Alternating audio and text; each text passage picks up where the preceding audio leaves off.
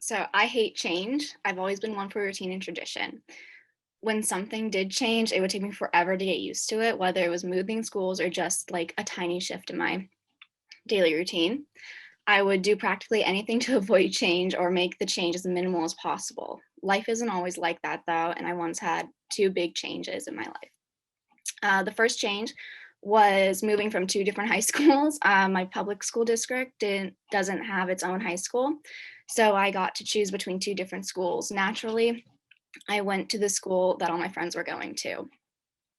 This change was inevitable, but I was determined to not be alone in the change. My first year there was great, but the massive school environment ate me alive. It allowed me to hide in the shadows. The beginning of my sophomore year was a disaster. I had to miss school because of a broken collarbone, and the school wasn't the most accommodating. Throughout all of this, my parents have been suggesting that I go to Rolling Hills Prep. I I was adamantly opposed to the change. This time, though, I knew I would know absolutely no one in my grade, and like I would be completely alone. So after some time, though, my parents convinced me to give RHP a try, though I was extremely reluctant at first. I'm not very social. And like I've said before, I have a tendency to hide when it comes to new environments. To be honest, that's exactly what I did for the first 2 weeks of school. I would talk very little in my classes. I'd eat lunch alone.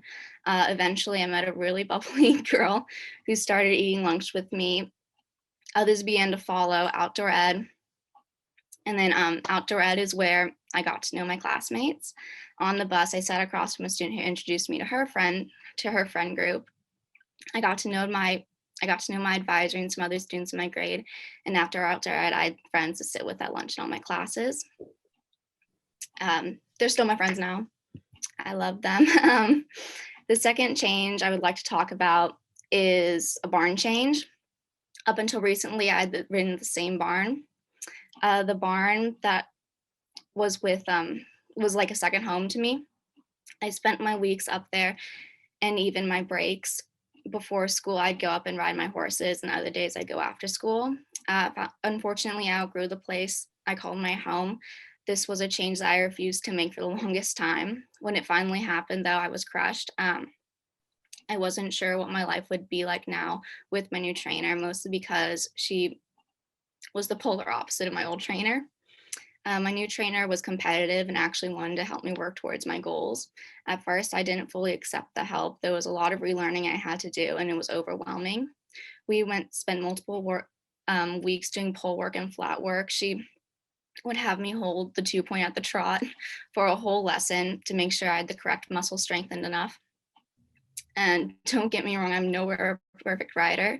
I'm just scraping the surface and unlearning and relearning things. My trainer has given me so many opportunities since starting with her, and I've competed at the national level. I've learned so much, and I have grown to confidence in myself and my abilities as well. Uh, Now, I'm still not a fan of change. I don't think I'll ever be jumping up and down when my path changes. One thing these big changes has taught me, though, is that change isn't half bad. I'm so happy where I landed today. And if I had to go back, I wouldn't change a thing. I have amazing friends and teachers that care. I also have a supportive trainer who wants me to reach my goals as much as I do. I'm learning to embrace change as hard as it might be, especially with one of our biggest changes coming up, college. I have no idea what college is going to bring to me, but I'm embracing it and starting to get a little excited about it. It's a big step, but I know I'm going to land where I'm supposed to be. Thank you. Shout outs. Mom, thank you for always being my biggest advocate. You've always been there to support me. I'm grateful for that. I love you. Dad, the late night studies of us trying to figure out that one math problem, or from you asking me my course right before I go into the ring. You've always been there for me. Thank you for everything you do. I love you. Amalia, thanks for the personal music performances in my car. Also, thanks for letting me annoy you whenever I'm bored. You're a lifesaver. I'm going to miss you a lot in college. I love you a lot. Miss Rubin, thank you for always supporting me. You were one of the first people to welcome me onto campus and into your advisory, and I'm so grateful for your kindness. Thank you for always fighting for me. I seriously can't thank you enough. To all my teachers and faculty, thank you for all the amazing things you've done for me for the past 3 years. I'm so grateful I got to learn from such a welcoming and supporting environment. Taylor, thank you for being one of the most supportive people I know, whether it's cheering me on at a horse show or keeping me on task for an assignment. You're just amazing. Kennedy, thank you for making high school so much fun. I love our random FaceTime calls and our Taylor Swift jam sessions. I'm gonna miss seeing you in person in college, but I hope we continue those FaceTime calls. Odie, you've always been, we've always been friends, but I'm so happy I got to get closer to you this year. You're one of the most sweetest people I know, and I hope we get to keep in touch during college. Liz, I've never met someone that has the same passion for a TV show that I watch. I love being able to joke and laugh with you on a daily basis about things only we truly understand.